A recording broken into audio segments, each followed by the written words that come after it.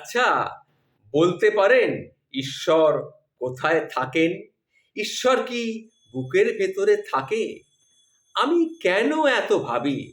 এই যে হাত রাখলাম বুকে, এখনো বুকটা আমার ধুকপুক করছে। সে কি আজকের কথা?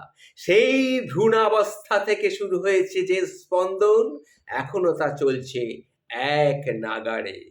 আমি জানি না ঈশ্বর আছেন কি নেই, তবে অদৃশ্য শক্তি একটা নিশ্চয়ই আছে। না হলে এইভাবে আমরা সবসময় বাঁচি কি করে? এইভাবে আমরা সবসময় চলি কি করে এক নাগাড়ে? আমি জানি না ঈশ্বর আছেন কি নেই, তবে অদৃশ্য একটা শক্তি যে আছে এটা নিশ্চয়ই। না হলে কার ক্ষমতা মানুষকে রাখে জীবিত? ঈশ্বর কি সেই শক্তি? শক্তি যদি ঈশ্বর হয় তবে তিনি তাই। আমরা মন্দিরে মন্দিরে যাই, অথচ বুকে হাত রাখলেই ঈশ্বর দেখতে পাই।